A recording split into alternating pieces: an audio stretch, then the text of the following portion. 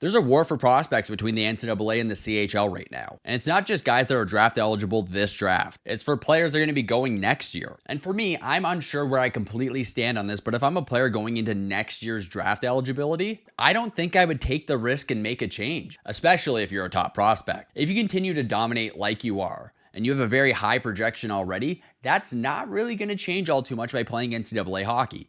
But if you go there and underperform, it could go down. So it's a risk to take. Now, playing against older, more skilled players in the NCAA could make a lot of sense for some players. You're seeing guys that are going to get drafted this June already starting to make commitments. Now, the problem with this one is, well, guys can just end up signing pro contracts and this commitment's kind of useless. I think a lot of these commitments we have right now potentially won't last because you can't play in the NCAA and be under NHL contract, and some of these players are going to get a shot. So I think in a lot of cases, it's a bit of a backup plan. And for some players, yeah, like Easton Cowan probably should have been playing NCAA hockey this year. It would have been more competitive and probably better for his development. It wasn't possible, but it now is. So there's a lot at play with this. I don't think there's a right or a wrong way to do things. But if I'm going to get drafted next year, it is a risk to go play NCAA hockey now, when it could just end up hurting your draft stock. But if you stay in the CHL and dominate, it won't. You guys have to keep in mind there's a lot more older players in the NCAA than there are in the CHL because the CHL has an age limit and college hockey does not. And getting run over by a guy who's 22 or 23 years old maybe doesn't make the most sense at 17.